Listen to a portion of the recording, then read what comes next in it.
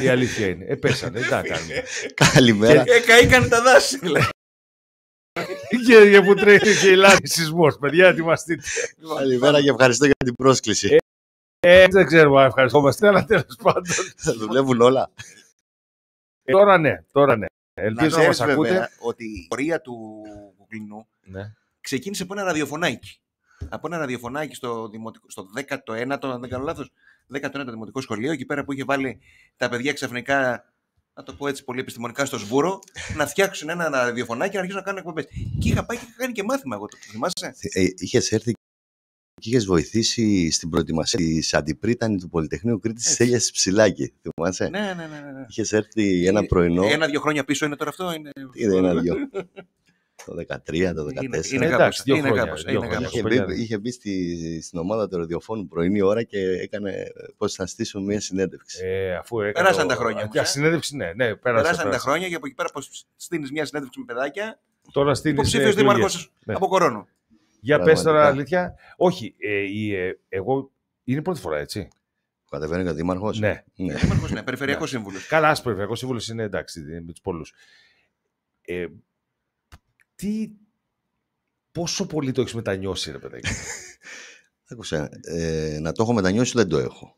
Αλλά ότι αυτά που ζω αυτή τη στιγμή, που περίμενα ότι θα τα ζήσω, είναι πραγματικότητα δεν περίμενα. Σε επίπεδο τι δηλαδή? Σε τρέξιμο, σε άγχος, σε γρήγορων αποφάσεων σε πολύ σύντομο χρονικό διάστημα, το τι πρέπει να γίνει τώρα, τι πρέπει να γίνει μετά, το πώς πρέπει να κινηθεί η ομάδα, το τι πρέπει να κάνουμε σαν ομάδα και η πολιτική μας που πρέπει να ακολουθήσουμε, όλα αυτά.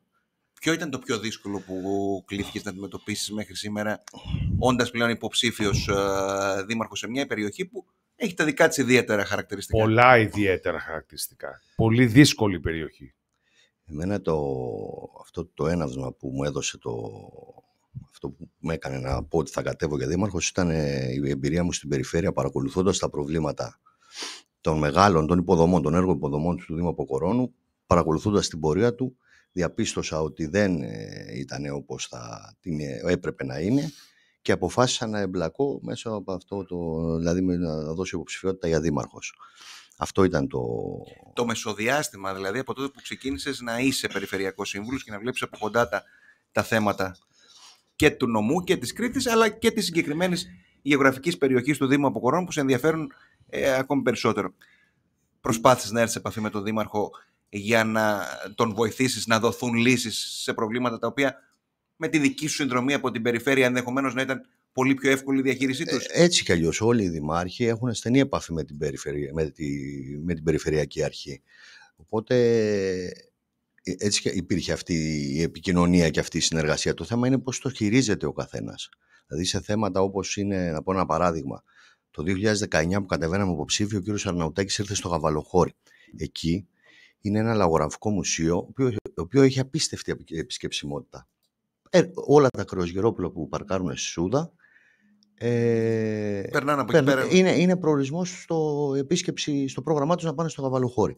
Τότε ο Αρναουτάκης είχε πει χρηματοδοτώ το μουσείο για να γίνει επέκτασή του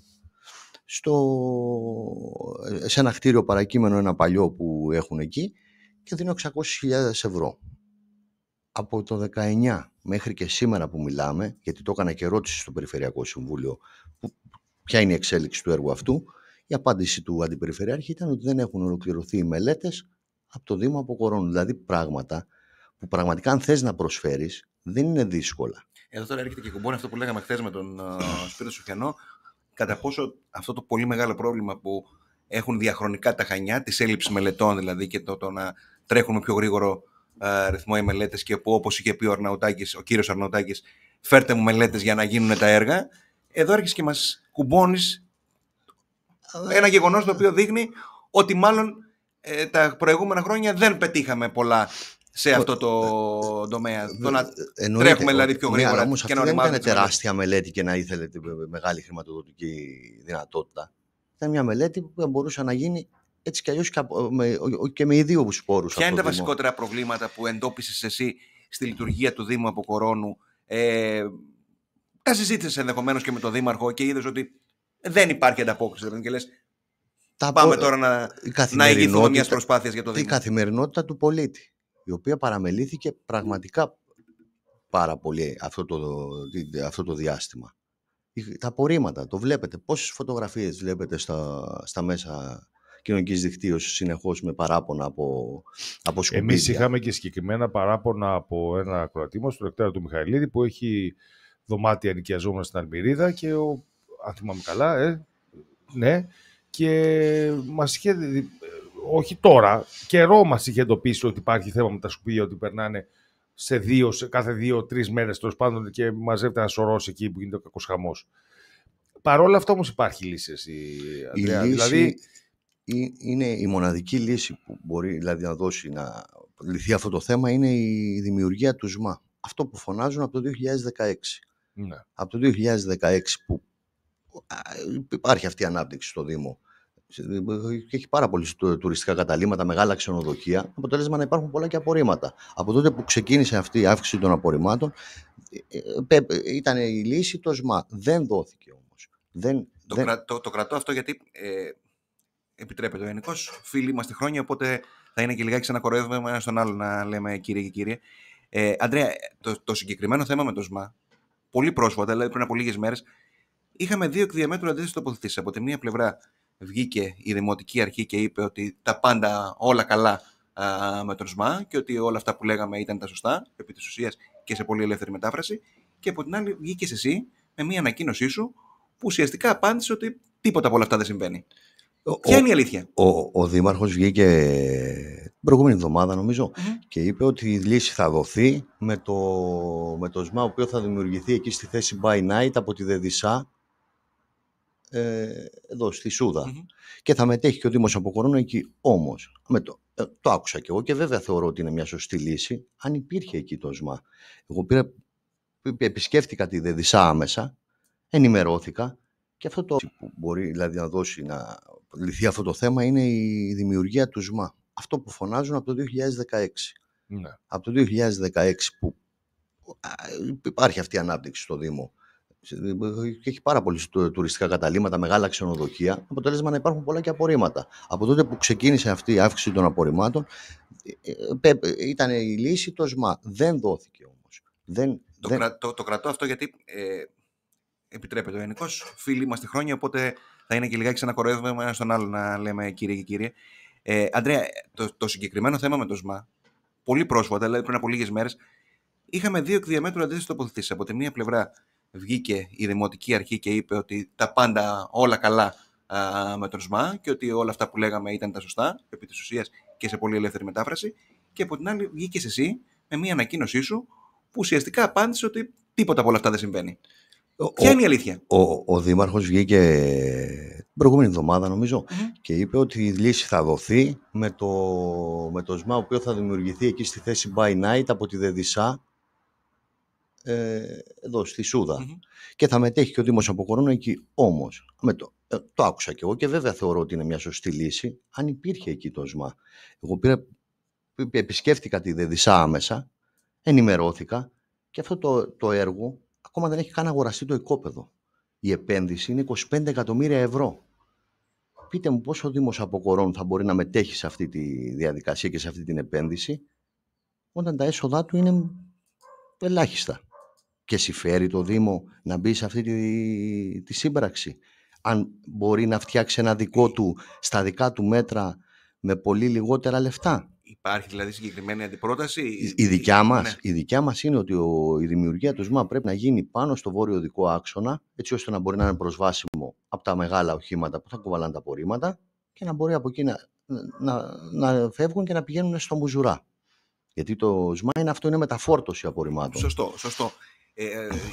Κάτι πιο συγκεκριμένο, γιατί και συγκεκριμένη θέση. Ναι, πάνω σε αυτό μπορεί να πει ότι αυτό που προτείνουμε, αυτό λέτε κι εσείς. Μα πρέπει πρώτα να βρεθεί ο χώρος. Αυτό δηλαδή, πρέπει να προταθούν χώροι και να πληρούν και τις προϋποθέσεις. Δεν είναι μεγάλη έκταση που χρειάζεται για να κάνεις ένα ΣΜΑ στα μέτρα του Δήμου Αποκορώνου. Είναι περίπου στα 3 στρέμματα. Και εκεί θα εντάξει και τα ογκώδη, θα εντάξει και τα απορρίμματα και θεωρώ ότι έτσι θα λυθεί το πρόβλημα ή θα ελαφρώσει το πρόβλημα. Θα γίνει πιο. Να κάνω μια ερώτηση. Μήπως η τουριστική ανάπτυξη του Αποκόρονα έχει γίνει λίγο περισσότερο βία από ό,τι αντέχαμε? Δηλαδή, μήπως εκεί που Μόνο ήμασταν στον 10 Αποκόρονα. άνθρωποι. Μιλάω για τον Αποκόρονα γιατί έχω την αίσθηση ότι ο Αποκόρονας για πολλά χρόνια ήταν κοιμόμενος. Ενώ είχε καταπληκτικές παραλίες, είχε καταπληκτικά μέρη. Είχε λίγο δει τον εαυτό του ως ένα μικρό προορισμό στα πλαίσια του μεγάλου της Κρήτης, των Χανίων κτλ. Και ξαφνικά έγινε το μπαμ. Είχε βέβαια τους πολλούς Άγγλους που είχαν έρθει και είχαν αγοράσει πολλά σπίτια, αλλά αυτά είναι μόνιμοι κάτοικοι. Είναι πάρα πολλοί μόνιμους κάτοικους. Με αποτέλεσμα όλο αυτό το πράγμα να μεγαλώσει τα τελευταία πολλά χρόνια. Αυτή ήταν και η προβολή μας, να ξέρεις. Οι ξένοι που μένουν μόνιμα εκεί και συζητάνε με τους...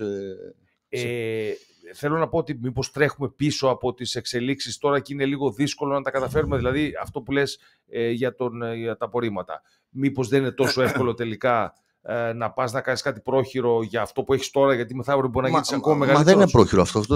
Όλοι οι δήμοι στην Ελλάδα εφαρμόζουν αυτή τη λύση. Και ότι υπάρχει μια ραγδαία ανάπτυξη, αυτό νομίζω ότι είναι και ευχάριστο. Ναι, όχι, σαφέστατα είναι ευχάριστο. Όντως όμως υπάρχει έξαρση. Εμείς έχουμε πάρα πολλές νοικιαζόμενες βίλες, πάρα πολύ μεγάλες ξενοδοχειακές μονάδες, που σημαίνει ότι αυτό υπάρχει στον τόπο ανάπτυξη. Αυτό όμως δεν πρέπει δηλαδή γίνεται ιδιωτική πρωτοβουλία να κάνει άλματα και να παρέχουμε τέτοιου ποιότητας παροχές και ο Δήμος να είναι πίσω στις εξελίξεις αυτές. Αυτή είναι η... Σημαντικά βήματα στα χρόνια της παρουσίας του κ. Κουκιανάκη στο Δήμο Αποκορώνου. Έχεις εντοπίσει, θα ήταν άδικο να λέγαμε ότι όλα έγιναν κακά. Έχεις εντοπίσει θετικά και έχεις εντοπίσει ζητήματα στα οποία θα ήθελες, στην περίπτωση που αύριο μεθαύριο είσαι ο επόμενος δήμαρχος Αποκορώνου, να τα πάρεις και να τα συνεχίσεις? Γιατί έχουμε πει πολλές φορές ότι η δημόσια διοίκηση είναι απαραίτητη προϋπόθεση να έχει συνέχεια. Πρέπει να έχει συνέχεια. Υπάρχουν λοιπόν ζητήματα τα οποία, μας είπες, δύο πράγματα με τα οποία διαφωνείς. Υπάρχουν πράγματα τα οποία τα έχεις εντοπίσει, κινούνται στη σωστή κατεύθυνση και θα ήθελες να τα πάρεις από το σημείο τα οποία θα τα παραλάβεις, να τα πας παρακάτω. Σαφώς. Και θα πω ένα παράδειγμα πάλι, ο ίδιος το διαχειρίστηκα. Το ΙΕΚ Αποκορώνου, όντως ο δήμαρχος λέει ότι το ίδρυσε αυτός. Ότι το οραματίστηκε και έφτιαξε το ΙΕΚ Αποκορώνου στον Καυρό, όπου εγώ βρέθηκα εκεί διευθυντής το 2018. Το παρέλαβα σε μια κατάσταση με 10 εκπαιδευομένους και χωρίς εργαστήρια. Εφόσον παραλαμβάνεις κάτι από την προηγούμενη δημοτική αρχή ή παραλαμβάνεις μια υποδομή. Από μια προηγούμενη διοίκηση, σωστά. Μια υποδομή. Δεν είναι στόχος σου να την εξελίξεις ή να την κάνεις βιώσιμη? Αυτό προσπάθησα να κάνω εκεί και το έκανα. Το 2021 την παρέδωσα με 3 εργαστήρια πλήρως εξοπλισμένα τυροκομείας, αμπελουργίας και μαγειρικής τέχνης και με 200 εκπαιδευομένους. Δηλαδή τέθηκαν οι στόχοι πώς θα γίνει αυτή η δομή βιώσιμη, να μπορεί να λειτουργήσει για τα επόμενα χρόνια και να είναι και χρήσιμη στην κοινωνία. Αν δεν υπάρχει λόγος να μηδενίσεις κάτι. Εννοείται ότι πρέπει να υπάρχει εξέλιξη. Για ποιο λόγο δημιουργείται όλο αυτό το πολύ περίεργο κλίμα προεκλογικά στον Αποκόρονα? Γιατί δεν είναι τωρινό, δεν είναι δηλαδή αυτό που μαθαίνουμε τώρα, ότι υπάρχει έτσι μια, θα το πω όσο πιο κομψά μπορώ, ένταση στην περιοχή. Νομίζω ότι εγώ σχεδόν όσα χρόνια θυμάμαι να κάνω αυτή τη δουλειά, σε αντίστοιχες προεκλογικές περιόδους, πάντα ο Αποκόρονας είχε τα δικά του έτσι έντονα χαρακτηριστικά. Είναι η φύση των ανθρώπων εκεί τέτοια. Είναι παθιάζονται. Εγώ το πιστεύω αυτό που λέει. Γιατί, συγγνώμη που διακόπτω, είναι χαρακτηριστικό το γεγονός ότι ενώ υπήρχε μια εντός αγωγικών απροθυμία στο Δήμο Χανίων, το Μητροπολιτικό Δήμο, που είναι και ο πιο ελκυστικός θεωρητικά θα έπρεπε να είναι για υποψηφίους, αντιθέτως είδαμε τον Αποκόρονα και την Κίσαμο να έχουν το μεγαλύτερο αριθμό και τη μεγαλύτερη τέλος πάντων ζέση. Είναι μόνο όμως ο κόσμος ή είναι και άλλα πράγματα αυτά που βλέπουν στο μέλλον? Οι παρατάξεις που δημιουργηθήκαν δεν δημιουργηθήκαν για κανένα λόγο από τη δυσαρέσκεια που έχει προκαλέσει η Δημοτική Αρχή. Δεν γίνεται να μπορέσουμε να στήσουμε 4 συνδυασμούς στον Αποκόρονα αν ήταν όλοι ευχαριστημένοι από τη Δημοτική Αρχή. Υπάρχει τεράστια δυσαρέσκεια και σας λέω τα βασικά θέματα είναι αυτά της καθημερινότητας. Μήπως όμως εσύ, Αντρέα, είναι και μια ματαιοδοξία του εκάστοτε που λίγος πολύ μπορεί να έχει εμπλακεί για ένα διάστημα με τα κοινά και λέει εγώ θα σας σώσω? για μένα Όχι, γενικά το λέω, παιδί μου, το λέω για σένα. Εγώ μπήκα να βοηθήσω. Ναι. Παρατηρώντας όλη αυτή την κατάσταση, έθεσα τον εαυτό μου στη διαθεσιμότητα των δημοτών για να βοηθήσω να προχωρήσουν τα έργα και να λυθούν τα προβλήματα της καθημερινότητας. Να ρωτήσω κάτι. Αυτή η ζέση που υπάρχει από την πλευρά των υποψηφίων προεκλογικά και αυτή η ένταση που δημιουργείται, έτσι. Την επομένη των εκλογών και μέχρι τις επόμενες εκλογές, όλη αυτή η προθυμία για να βοηθήσει ο Κωστής, ο Γιώργος, ο Μανώλης, η Γεωργία, η Κωστούλα και η Νίκη και όλοι αυτοί οι κάποιες εκατοντάδες άνθρωποι. Σαν βιβλίο δημοτικού ήταν. Εμάς είναι το 5% του εκλογικού σώματος. Μιλάμε για ένα μεγάλο, το 5%. Για ένα μεγάλο αριθμό ανθρώπων οι οποίοι προεκλογικά έχουν όλη τη διάθεση να προσφέρουν. Την επομένη των εκλογών και μέχρι τις επόμενες εκλογές. Αυτοί οι άνθρωποι πραγματικά εξακολουθούν να θέλουν να βοηθήσουν ή ακολουθεί ο καθένας την πορεία του, τέλειωσε το πανηγυράκι και μένουν 10-20 άνθρωποι εκλεγμένοι και μη να παλεύουν για την καθημερινότητα, στην προκειμένη περίπτωση του Δήμου Αποκορώνου. Αν δεν εκλεγεί, συνήθως έτσι γίνεται. Αλλά ο καθένας είναι πώς αντιλαμβάνεται την υποψηφιότητά του. Και εμείς εκλεγήκαμε στην περιφέρεια και βρέθηκα στην αντιπολίτευση. Όμως και από εκεί προσπαθήσαμε και προσφέραμε στον νομό και συγκεκριμένα εγώ στο Δήμο Αποκορώνου πραγματικά θεωρώ ότι πρόσφερα με δεκάδες ερωτήσεις που έκανα στο Περιφερειακό Συμβούλιο και προχώρησαν τις διαδικασίες πολύ πιο γρήγορα και πολύ πιο εύκολα. Που σημαίνει ότι ο καθένας όπως αντιλαμβάνεται την υποψηφιότητά του. Εγώ ήρθα για να βοηθήσω. Το λέω και το ξαναλέω. Και οι άνθρωποι που είναι μαζί μου, που πραγματικά είμαι πάρα πολύ περήφανος για αυτούς, που φτιάξαμε ένα ψηφοδέλτιο πάρα πολύ ποιοτικό, και αυτό δεν το λέω εγώ, το λέει όλη η κοινωνία του Αποκόρονα, ακομμάτιστα, χωρίς συμφέροντα και συγκεκριμένες ατζέντες πίσω από το συνδυασμό μας, κατεβαίνουμε για να βοηθήσουμε το Δήμο, όποια θέση και να πάρουμε. Είπες ακομμάτιστα. Κατά κοινή ομολογία, στον Αποκόρονα κατεβαίνουν 3 υποψήφοι, εσύ, ο νυν δήμαρχος κ. Κουγιαννάκης και ο κ. Γκύπαρης, οι οποίοι ουσιαστικά προέρχονται από την ίδια κομματική δεξαμενή. Πόσο ακομμάτιστο μπορεί να είναι ένα ψηφοδέλτιο όταν η κομματική του ταυτότητα είναι γνωστή? Και πόσο εύκολο γίνεται ή δύσκολο όταν οι 3 υποψήφοι προέρχονται από την ίδια δεξαμενή? Στην αυτοδιοίκηση θεωρώ ότι δεν υπάρχουν ταμπέλες, και ειδικά σε τέτοιους δήμους, οποίοι αναγκαστικά πρέπει να υπάρχει συνεργασία με όλες τις παρατάξεις. Στη δικιά μου την παράταξη, και αυτό το ξαναλέω πάλι ότι είμαι περήφανος, κατάφερα να ενώσω ανθρώπους από όλες τις κομματικές παρατάξεις. Μπορεί η δικιά μου ταυτότητα να είναι γνωστή σε όλους, αλλά δεν την έκρυψα και ποτέ. Δεν την έκρυψα ποτέ. Εγώ δεν ήρθα να πω ότι όντως το 2021 κατέθεσα την ταυτότητά μου στο κόμμα, γιατί είπα ότι θα κατεβώ υποψήφιος δήμαρχος, οπότε δεν υπάρχει λόγος να έχω συνέχεια στην παράταξη. Όμως δεν σταμάτησα να στηρίζω, δεν έκρυψα κάτι και συνέχισα, και με αυτή τη λογική όμως μάζεψα ανθρώπους, ενωθήκαμε με ανθρώπους οι οποίοι είναι από όλες τις παρατάξεις. Πραγματικά το λέω, είναι άνθρωποι οι οποίοι ο κοινός μας τόπος είναι να βοηθήσουμε τον τόπο. Καταρχάς να πούμε ότι μιλάμε με τον Ανδρέα τον Κουκλινό, υποψήφιο δήμαρχο Αποκόρονα. Να πω, δυστυχώς, έχω μια είδηση που να την πούμε, ότι το παλικάρι 20χρονος που τράκαρε στο Λυκιανό έφυγε από τη ζωή, δεν μπορεί να σύρθηκε σε τροχαίο τα ξημερώματα. Δυστυχώς έχασε τη μάχη. Τέλος πάντων, ας τα αφήσουμε τώρα αυτό, γιατί μας τα να πάρει. Λοιπόν, μία από τις μεγάλες κόντρες στον Αποκόρονα το τελευταίο διάστημα ήταν για το νερό. Το ερώτημα είναι από ακροάτρια: πώς τοποθετείσαι για τις πηγές Αρμένων και τον ιδιώτη του Πλατάνου που κάνει ανταγωγή και ζητά αποζημίωση, και αν θεωρείς ότι το νερό είναι δημόσιο αγαθό, τελεία. Αν το θεωρώ εγώ έτσι, είναι δημόσιο αγαθό, εννοείται. Ναι, αλλά είναι ένα ερώτημα το οποίο μπορούμε να το ιδιωτικοποιήσουμε ή τέλος πάντων να... Στη θέση των Αρμένων, που είναι οι πηγές εκεί, που είναι μέσα στο χωριό, μέσα στον οικισμό, υπάρχουν, όπως το λέει και η Κυριακή, ιδιοκτησίες. Είναι αυτή η ιδιοκτησία που είναι ακριβώς δίπλα οι πηγές των Αρμένων. Το 2018 η Διεύθυνση Υδάτων είχε στείλει έγγραφο στο Δήμο Αποκορώνου και εντολή να αναλάβει την ευθύνη των πηγών εκεί, εφόσον ερωτηθήκαν και ότι υπάρχει πηγή όντως εκεί, η οποία από εκεί αντλεί νερό και ο Δήμος Αποκορώνου και ο ΑΚ ΑΕ και να αναλάβει την ευθύνη των πηγών, έτσι ώστε να υπάρχει η εποπτεία του χώρου. Δεν έγινε αυτό ποτέ. Με κάποιο τρόπο πουλήθηκε αυτή η ιδιοκτησία και ο ιδιοκτήτης είπε είναι δικά μου όλα αυτά.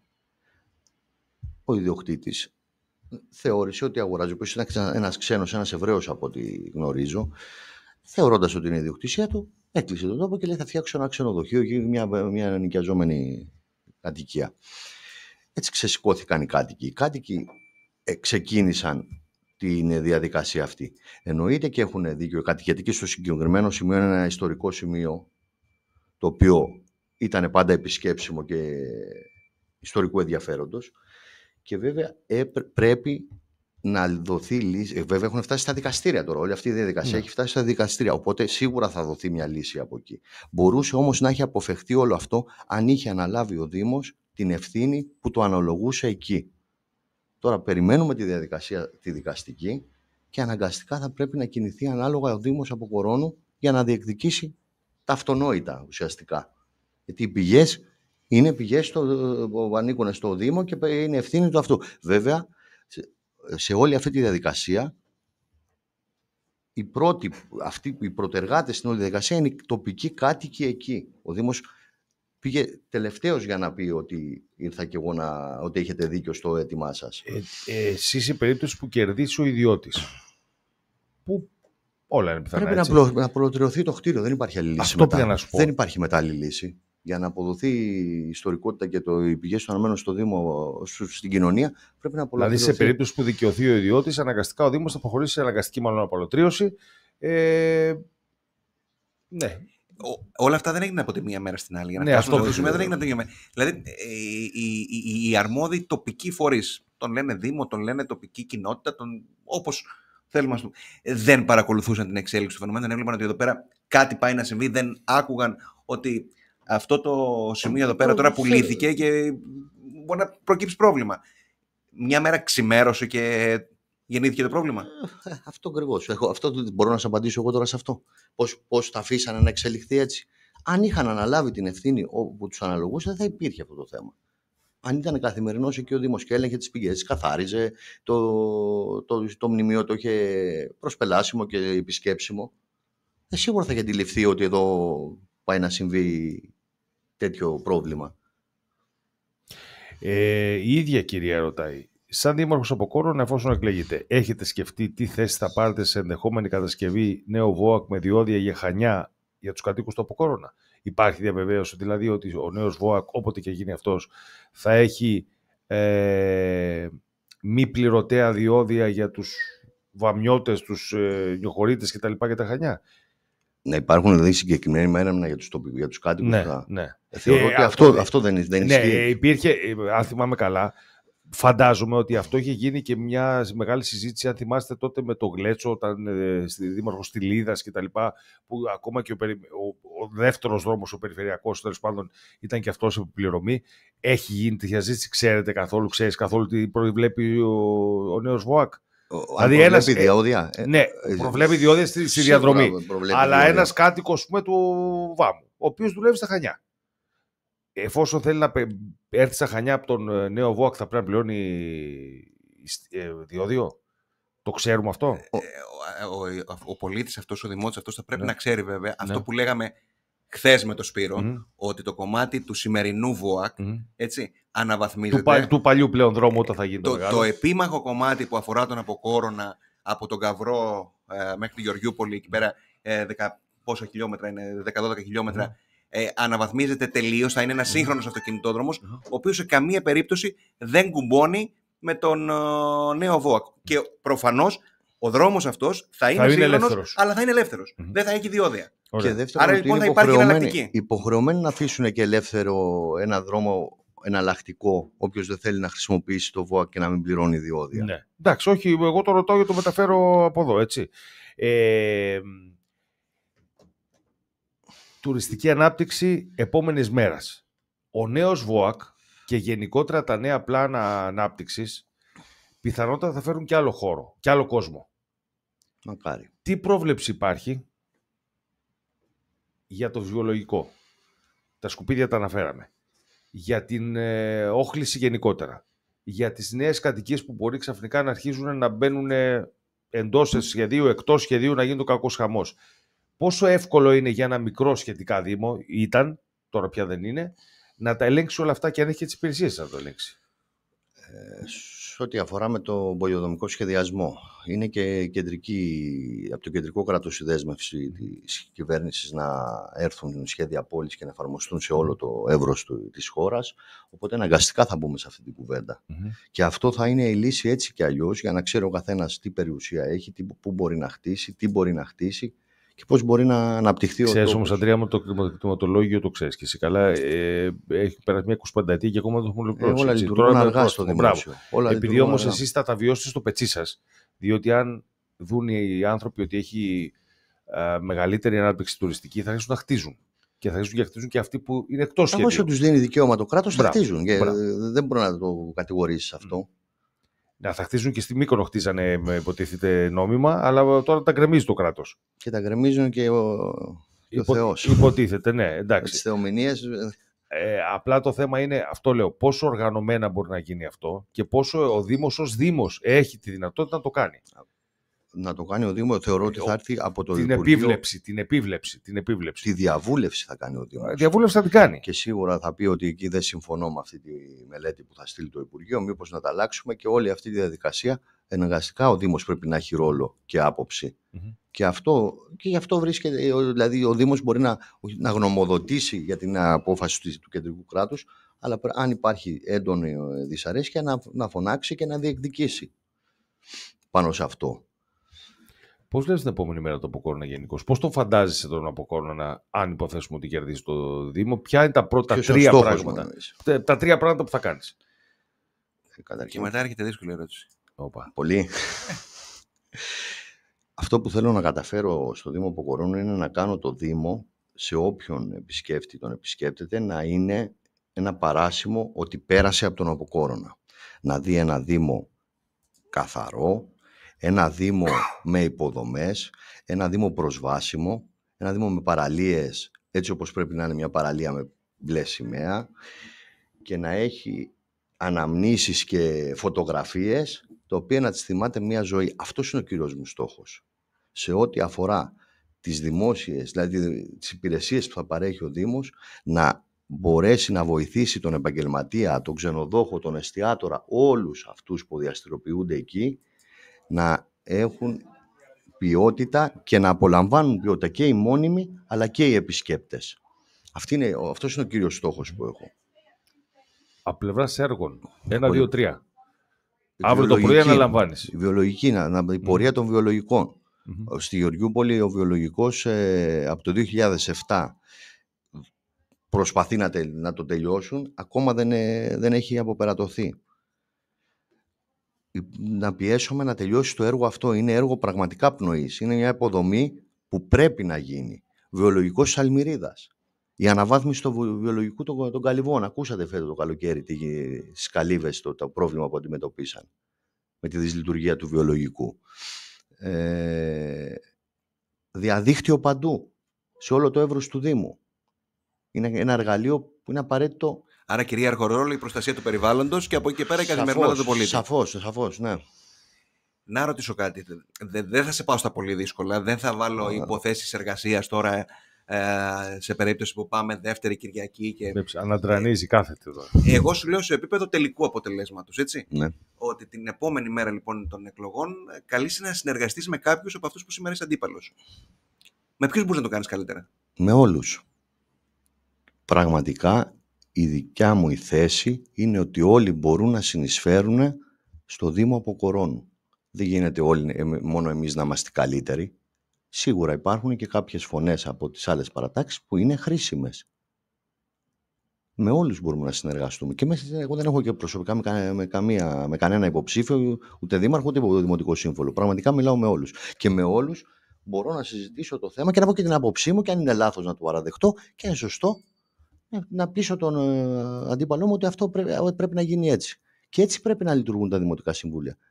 Δεν γίνεται κάθε προεκλογική περίοδο να έχουμε μάχες. Δεν είναι σωστό. Αυτό πρέπει να το δουλέψετε εσείς τώρα, έτσι.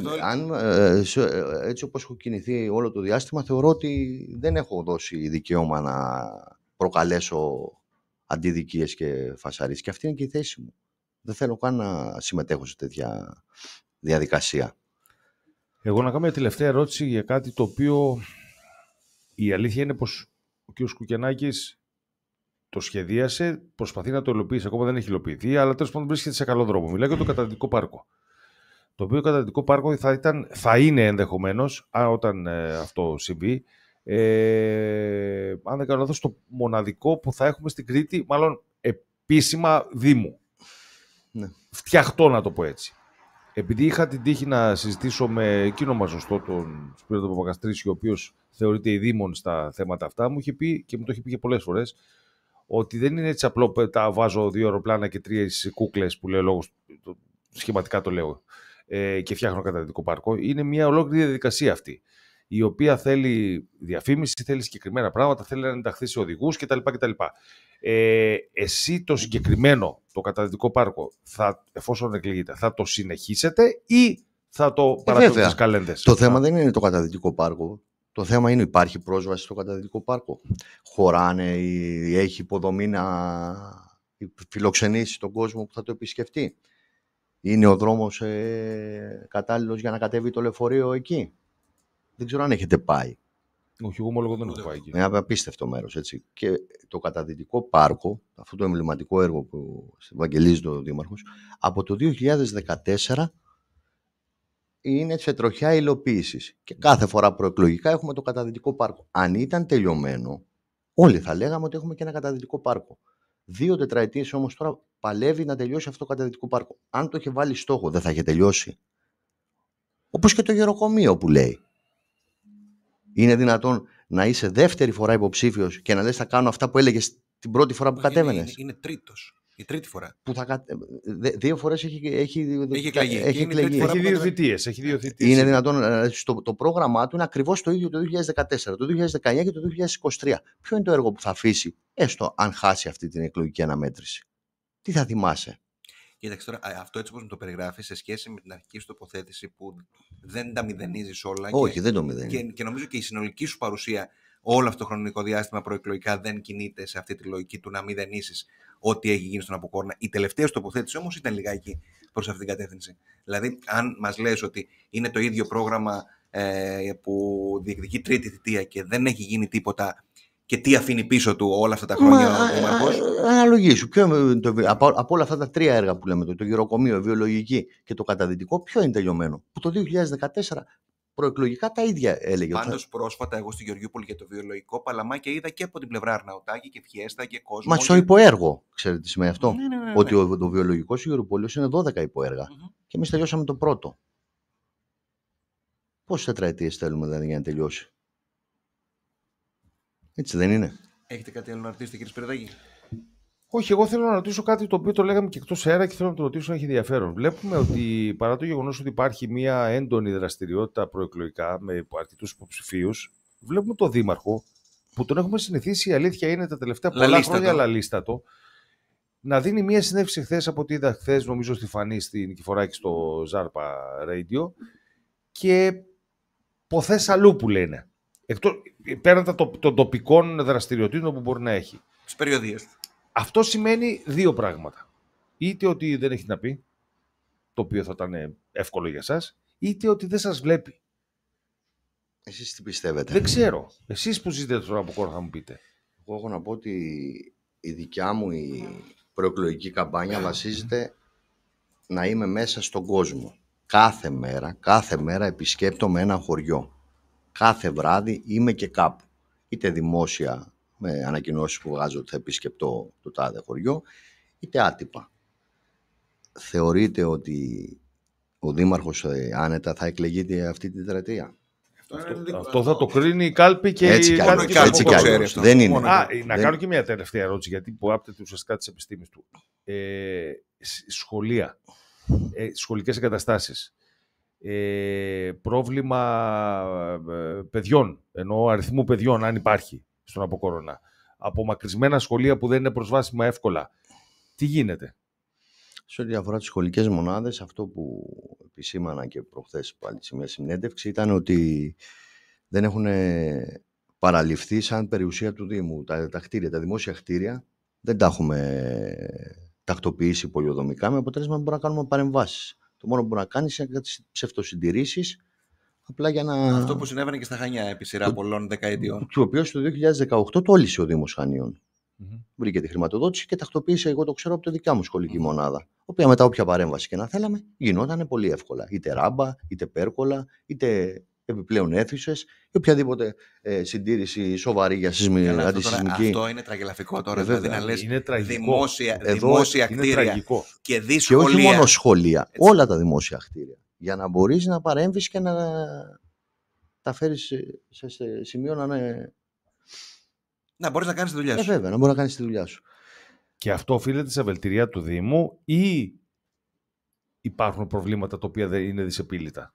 Εγώ θεωρώ ότι δεν το είχε στην ατζέντα του ο Δήμαρχος. Μα είναι δυνατόν τώρα εσύ... δεν γίνεται να τακτοποιεί όλη η Ελλάδα τα κτίρια της και εμείς στο Δήμο να μην έχουμε τακτοποιήσει, να μην έχουμε παραλάβει κανένα δημόσιο. Δηλαδή, και να γίνονται όλα. Μπαίνουμε στο χειμώνα, αν γίνει οποιαδήποτε μικρότερη, θα πω εγώ. Δεν θέλω να κινδυνολογώ. Όχι, δεν είναι κινδυνολογώ, αλλά. Δεν είναι θέμα να. Ναι, ρε παιδάκι, αλλά εγώ θέλω. Γιατί αυτό που βιώνουμε. Ένα σοβαρό Δήμο θα πρέπει να το έχει κάνει αυτό. Μα εγώ ξαναρωτώ, αν γίνει μια μικρή. Τι θα κάνει την επόμενη μέρα, στην ερώτηση που μου κάνει αυτή, δεν πρέπει να δρομολογηθούν, να ιεραρχηθούν τα προβλήματα και να στοχεύσεις εκεί. Εκεί, σκληρά. Δεν πρέπει. Δεν είναι αυτός ο στόχος. Όπως είναι και τα οικονομικά. Δεν είναι και τα οικονομικά του Δήμου. Να σας πω και το άλλο στα οικονομικά του Δήμου, γιατί είναι πολύ σημαντικό αυτό. Άμα δεν έχεις κουμάντο στο σπίτι σου, τι θα κάνεις? Δεν έχει. Θα σας πω το εξής. Τα νερά, τα βεβαιωμένα του 2022 που ήρθαν φέτο οι λογαριασμοί. Άλλο λάθος κι αυτό. Τα νερά εννοείς οι λογαριασμοί. Είναι 550.000. Μα δεν τα λέει, μωρέ. Από τους είναι. Καταράκτες του Νιαγάρα έχετε. Όχι όμως. Αυτό είναι. Από το απολογιστικό που το παρέλαβα προχθές. Τι μου λέει αυτό? Ξέρετε πόσο έχουμε εισπράξει? 14.000 ευρώ. Και συνολικό χρέος μόνο από τα νερά είναι 3 εκατομμύρια. Αυτά δεν πρέπει να μπουν σε μια λογική να αρχίσει ο Δήμος να εισπράττει όπως πρέπει, όπως κάνουν όλοι οι Δήμοι? Νομίζω ότι τον έχω ακούσει τον κύριο Κουγιανάκη, ή κάνω λάθος, μπορεί να κάνω εγώ λάθος, να μιλάει για την ανάγκη δημιουργίας ΔΕΙΑ στην περιοχή του. Μα εδώ δεν μου κάνετε αυτονόητα. Εδώ έρχεται ο περσινός λογαριασμός φέτο και θα εισπραχθεί του χρόνου. Εντάξει, αλήθεια είναι, άμα δεν έχει έσοδα, δεν μπορεί να κάνει και τίποτα. Πώς δηλαδή την καθημερινότητα θα την αντιμετωπίσεις? Εντάξει, η αλήθεια είναι όμως ότι αυτά τα θέματα δεν είναι θέματα. Δηλαδή, πραγματικά, το έλεγα και προλίγο με τον κύριο Κλειδαρά, το λέω τώρα και σε σένα. Όλο αυτό το χρονικό διάστημα, τώρα καθόμαστε και κουβεντιάζουμε μισή ώρα και έχεις βγάλει 5 σοβαρά ζητήματα, τα οποία λες, ρε φίλε, δεν μπορεί να συμβαίνει αυτό το πράγμα. Κι όμως, η αντιπολίτευση στον Αποκόρνα, δεν είσαι εσύ σήμερα, δεν είσαι εκλεγμένος και δεν έχεις βρεθεί σε αυτή τη θέση. Έχεις βρεθεί όμως να κάνεις αντιπολίτευση στον κύριο Αρναουτάκη. Και από ό,τι μας είπες, ήταν και επικοδομητική, γιατί κατέθεσε ερωτήματα, γιατί προσπάθησε και δρομολογήθηκαν 5 λύσεις σε 5 ζητήματα. Η αντιπολίτευση στο Δήμο Αποκόρνα, τι έκανε όλο αυτό το χρονικό διάστημα? Και δηλαδή, αν εξαιρέσεις κάποιες φορές που υπήρχε κάποια ένταση με παιδί μου, τον πρώην Δήμαρχο Αρμένων. Έτσι. Δεν θυμάσαι αντιδράσεις για τα νερά καταρχάς? Μην πας μακριά. Οι κάτοικοι ξεσκώθηκαν για τα νερά και δικαίως. Πήγαν στους δρόμους, φωνάξανε, κάνανε νερά. Αυτό που λες για τα σχολεία. Άνθρωποι οι οποίοι γονείς που έχουν παιδιά στα σχολεία. Η λαϊκή συσπήρωση φωνάζει. Εγώ παρακολουθώ τα δημοτικά συμβούλια αυτή την περίοδο για ένα λεξικέραυνο στους καλύβες. Δεν μπορεί να τον βάλει εφόσον δεν έχει άδεια. Ποιος θα αναλάβει την ευθύνη να βάλει ένα λεξικέραυνο χωρίς να έχει? Πάνω θα σε ρωτήσω για τους κεραυνούς, αυτό που θα σε ρωτήσω. Αυτό δεν σας το λέω. Δηλαδή πραγματικά είναι λυπηρό. Αλλά όμως αυτό συμβαίνει. Αυτό συμβαίνει. Τέλος πάντων, να ευχηθούμε καλή επιτυχία. Ευχαριστώ. Να ελπίσουμε σε περίπτωση που καταφέρετε και εκλεγείτε, δεν ξέρω αν πρώτη, δεύτερη Κυριακή δεν έχει καμία σημασία, ότι σε ένα χρόνο που θα ξανάρθει ως δήμαρχος, δεν θα λέμε τα ίδια. Σε ένα χρόνο, την πρώτη συνέντευξη ως δήμαρχος, εδώ. Ωραία. Θα δεσμευτεί. Το χρωστά. Ωραία, όχι, εγώ θέλω Ένεκα των παλαιών αθλητικών αναμετρήσεων που είχαμε, τις μπασκετικές αναμετρήσεις. Να πάω αλλού εγώ. Λέω, σε περίπτωση που εκλεγεί, είναι καλό μετά από ένα χρόνο να έρθει να το συζητάμε και να έχουμε τη βιντεοκασέτα της σημερινής εκπομπής και να τη βλέπουμε και να παίζει το βίντεο και να λέμε, ορίστε τι λέγατε τώρα ένα χρόνο, τι έχετε κάνει. Καταρχήν θέλω να σας ευχαριστήσω που Εμείς ευχαριστούμε θερμά. Και να πω αυτό, ότι η δικιά μου υποψηφιότητα δεν είναι υποψηφιότητα ούτε της φωτογραφίας, ούτε της προβολής. Η δικιά μου ψηφιότητα στηρίζεται το να δοθούν λύσεις ή να δρομολογηθούν λύσεις στα κέρια προβλήματα του Δήμου μας. Για το καλό όλων μας, των παιδιών μας, των επιχειρήσεών μας, των περιουσιών μας, όλων, να υπάρχει μία λογική φωνή, έτσι ώστε να μπορούν να δρομολογηθούν όλες οι διαδικασίες για να ιεραρχούνται και να δρομολογούν τα προβλήματα. Αυτός είναι ο δικός μου στόχος. Έτσι θέλω να λειτουργήσω και αυτή είναι η θέση μου.